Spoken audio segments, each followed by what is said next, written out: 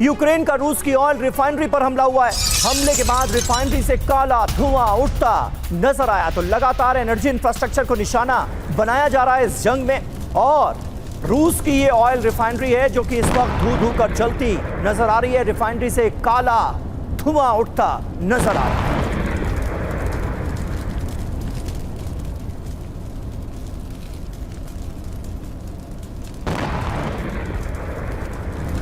तो एक तरफ रशिया की तरफ से तबाही मचाई जा रही है, वहीं दूसरी ओर यूक्रेन की तरफ से भी रूसी सैन्य ठिकानों को नुकसान पहुंचाया जा रहा है। एक और खबर इसी से जुड़ी है, जहां रूसी सैन्य ठिकानों पर हमला किया गया है।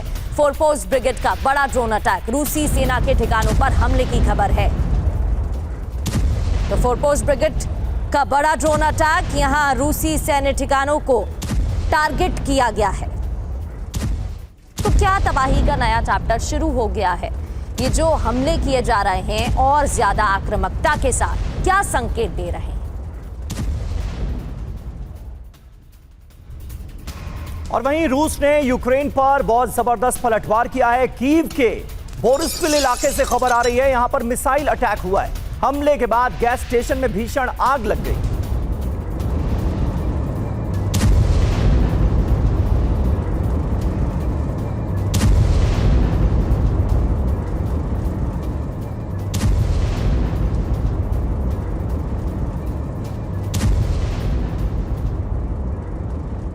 तो आजादी पर कीव अधिवेशन, पुतिन का टारगेट यूक्रेनी गठबंधन।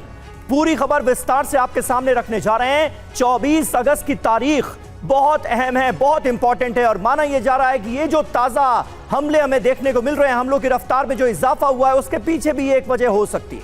यूक्रेन का 35वां स्वतंत्रता दिवस कार्यक्रम है। कोलिशन ऑफ विलिंग की अहम मीटिंग होगी। कोलिशन ऑफ विलिंग की हाइब्रिड बैठक होने के आसार हैं। एंटोनियो कोस्टा यूरोपीय परिषद के अध्यक्ष इसमें मौजूद रहेंगे। अलेक्जेंडर स्टब जो कि फिनलैंड के राष्ट्रपति हैं, इमैनुअल मैक्रों फ्रांस के राष्ट्रपति, फ्रेडरिक मर्ज जर्मनी के चांसलर, एंडी बर्नम ब्रिटेन के प्रधानमंत्री, रादमिला शेकरिंस्का नाटो की उप महासचिव, 30 से ज्यादा देश, करीब 10 विदेशी नेताओं की मौजूदगी इसमें रहने वाली है। और इस मीटिंग का एजेंडा क्या होगा ये जान लीजिए। यूक्रेन को नई ताकत कैसे दी जाए, नई रणनीति कैसे बनाई जाए, यह है मेन एजेंडा। यूक्रेन को नए हथियार देने पर भी बात होगी। रूस पर नए प्रतिबंध लगाने पर भी मंथन होगा। रूस के विरुद्ध नए मोर्चे का ऐलान मुमकिन है। और हमारे साथ डॉक्टर संदीप त्रिपाठी मौजूद हैं। त्रिपाठी जी, यहां तो जंग को कैसे कंटिन्यू करना है, यूक्रेन को कैसे ज्यादा से ज्यादा फ्यूल करना है, ज्यादा से ज्यादा हथियार आने वाले वक्त में और देने हैं, इस पर चर्चा ज्यादा हो रही बनिस्बत इसके कि कोई एक ऐसा मंच बनाया जाए जिसमें इस बात पर चर्चा हो, यह मुख्य एजेंडा रहे कि शांति कैसे आए, यह जंग खत्म कैसे हो। देखिए समीर जी, आपने सही कहा। एक्चुअली 24 अगस्त को ये जो मीटिंग होने वाली है, इसके बाद मुझे लगता है कि फिर से एक बहादुरी वाले स्पिरिट में सामने आ जाएंगे जेलेंस्की। उनको इतना फ्यूल कर दिया जाएगा कि वो खुद यूक्रेन को फिर से फ्यूल कर देंगे और फिर रशिया अटैक करेगा और यूक्रेन रशिया पर करेगा। देखिए, दरअसल ये सिलसिला बहुत दिनों से चालू है। दोनों एक दूसरे पर अटैक करते हैं, ये कुछ नया नहीं है। नया क्या है? नया ये है कि इस समय पूरी तरीके से डिप्लोमेटिक जो ब्रिज था, जो डायलॉग था, वो कहीं ना कहीं दूर दूर तक दिख नहीं रहा। और जो कोलिशन की बात आप कर रहे हैं, ये सारे लोग चाहते हैं कि यूक्रेन ऐसा ही लड़ता रहे। वो कभी अनस्टॉपेबल ये वॉर है। इस वॉर की प्रकृति जो है, नेचर यही है कि इस बीच दुनिया में ऐसा कोई राष्ट्र नहीं है या कोई ऐसे प्रयास नहीं दिख रहे हैं कि दोनों के बीच में आकर के ये बात करें कि अब वॉर फटीग हो चुका है। न तो रशिया न तो यूक्रेन इस वॉर को कोई जीतने की पोजीशन में नहीं है। तो अच्छा ये होगा कि टेबल पर आया जाए और कहीं ना कहीं एक मिड पॉइंट लेकर के इस वॉर को खत्म किया जाए। लेकिन जब 24 अगस्त होगा तो फिर से एक हीरोइक स्पिरिट पढ़ाया जाएगा उसको, और वो जो हीरोइक स्पिरिट का जो डोज दी जाएगी जेलेंस्की को, उसके बाद जेलेंस्की फिर से कहेंगे कि यूक्रेन अपने इतिहास रचेगा। तो मुझे लगता है ये यूरोपियन कंट्री है, स्पेशली जिन चेहरों को अभी आप दिखा रहे थे, ये चाहते हैं कि यूक्रेन इन्वॉल्व रहे, ताकि भविष्य में रूस जो है, पुतिन जो है, कहीं पोलैंड पर ना जाए, कहीं जर्मनी पर ना जाए, कहीं हंगरी पर ना जाए। तो ये बफर स्टेट बनाना चाहते हैं यूक्रेन को। और सबसे अच्छा नमूना जो दुनिया के सामने है जेलेंस्की अपने आप में एक बफर है। वो कहता है कि मैं मार खाऊंगा, यूक्रेन की तबाही करता रहूंगा। यूक्रेन इतना खूबसूरत जो देश था, दुनिया का कटोरा, यूरोप का कटोरा कहा जाता था, गेहूं का कटोरा कहा जाता था, इतना अच्छा वहां का वीट था, सनफ्लावर था। इस आदमी ने, इस शख्स ने क्या किया कि पूरी तरीके से उसको खंडार में मिलाने के लिए और प्रयास कर रहा है। तो मुझे कोई नया नजर नहीं आ रहा है कि आने वाले दिनों में कुछ नया, हाँ इतना होगा कि तबाही का मंजर और आगे बढ़ता जाएगा। बिल्कुल, और आसार तो ऐसे ही लग रहे हैं सर, जिस तरीके से हमले हो रहे हैं। अब बैठक में भी क्या बातचीत होगी वो देखने वाली बात है। इधर रशिया के समारा में बड़ा ड्रोन हमला हुआ है। लॉजिस्टिक्स हब पर ड्रोन हमले की खबर है।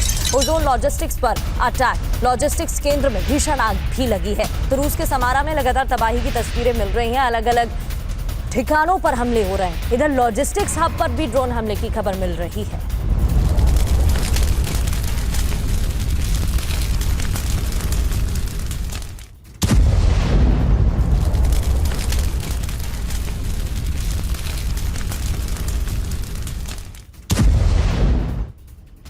और इस बीच ज़ेपोरिजिया से एक बड़ी खबर आ रही है। ज़ेपोरिजिया, जहां पर न्यूक्लियर पावर प्लांट भी है, ज़ेपोरिजिया में यूक्रेनी फाइटर जेट ने बड़े हमले को अंजाम दिया है और रूसी लॉजिस्टिक्स पर गिराया गया है हैमर बॉम्ब।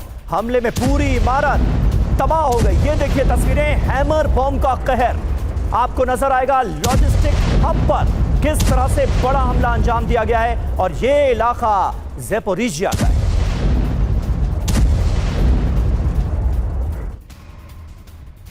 और क्रीमिया में यूक्रेन का ड्रोन अटैक, ऊर्जा ठिकानों पर ड्रोन हमला हुआ है। हमले में कई एनर्जी साइट्स तबाह हो गई हैं। तो क्रीमिया में यूक्रेन का ड्रोन हमला और इस दौरान कई एनर्जी साइट्स पर निशाना साधा गया, तबाही मचाई गई है।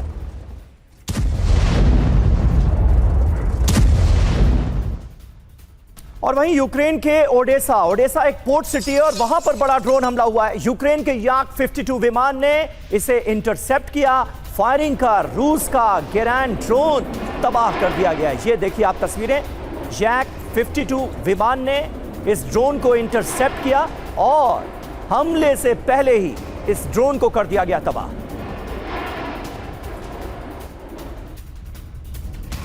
और अब रशिया के अटैक की जानकारी आपको देते हैं। खार्किव में हमला किया गया है। रूस की तरफ से भी ताबड़तोड़ हमले जारी हैं।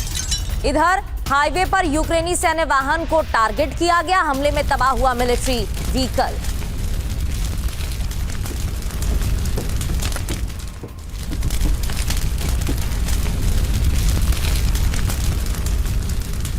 तो हमले में मिलिट्री व्हीकल तबाह हो गया, जिसकी तस्वीर आप देख रहे थे। कीव अधिवेशन, तबाही का नया चैप्टर कैसे बन सकता है, ये और भी ज्यादा तबाही हो सकती है, ये समझने की कोशिश करते हैं कि कोएलिशन ऑफ विलिंग की अहम बैठक से रूस के खिलाफ कई बड़े ऐलान भी संभव हैं। दरअसल रूस के खिलाफ कई बड़े ऐलान हो सकते हैं। एयर डिफेंस मिसाइलों का नया स्टॉक पर चर्चा हो सकती है। लॉन्ग रेंज मिसाइलों की अनुमति भी संभव है। यूक्रेन को नए फाइटर जेट का स्क्वाड्रन मिल सकता है। इतना ही नहीं, सुरक्षा के लिए सेना की तैनाती भी संभव है। इसलिए रशिया का विध्वंसक प्रहार भी जारी है। मीटिंग से पहले पुतिन बुरी तरह से भड़के हुए हैं।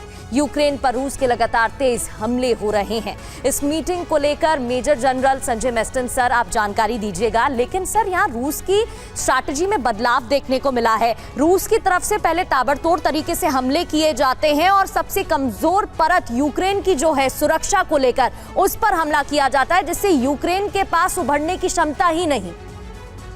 बिल्कुल, जो ये पहली बात कोएलिशन ऑफ विलिंग की जो मीटिंग होने वाली है और जो आपने बताया कि रूस हमला कर रहा है और यूक्रेन के पास इतनी क्षमता नहीं है वो रोकने के लिए, देखिए उसमें कोई डाउट नहीं है। रशिया की जो स्ट्रैटेजी ये है कि ताबड़तोड़ हमला करना, जैसे मैंने बोला, हर जगह अटैक हो रहे हैं, रिहायशी इलाकों, मॉल, जो भी है, सब कुछ, इकोनॉमिक इंफ्रास्ट्रक्चर, मिलिट्री इंफ्रास्ट्रक्चर, सब पे उनकी स्ट्रैटेजी बहुत क्लियर है। और उनकी एक प्रेशर टैक्टिक्स है पूरे यूरोप के ऊपर कि ये लड़ाई को हम बंद नहीं करेंगे क्योंकि हमारे पास बहुत काबिलियत है और आप कितना भी सपोर्ट कर लिए यूक्रेन को through the coalition of willing, जैसे मैंने बोला, मैक्रो ने आज ही अनाउंस किया है कि हम इनको एयर डिफेंस सिस्टम दे देंगे, दे भी दिए, कितने भी दे दिए, उनको फाइटर जेट्स भी दे दिए, लॉन्ग रेंज मिसाइल्स भी दे दिए। उससे फर्क क्या पड़ेगा, इंपैक्ट क्या पड़ेगा युद्ध में? क्या ये लड़ाई रुक जाएगी? बिल्कुल नहीं, ये लड़ाई और चलेगी क्योंकि इनका मिलिट्री क्षमता बढ़ेगी, ऑब्वियसली कैपेबिलिटीज बढ़ेगी और टारगेटिंग रेंज बढ़ेगी, इंटरसेप्शन कैपेबिलिटी बढ़ेगी। बिल्कुल सही बात है सर, आसार तो यही नजर आ रहे हैं और कुछ बड़ा होने के आसार हैं। अगले 24 घंटे बहुत अहम हैं, ये भी कहा जा रहा है और यही वजह है कि लगातार टीवी 9 भारतवर्ष की नजर इस बड़ी खबर पर बनी हुई है।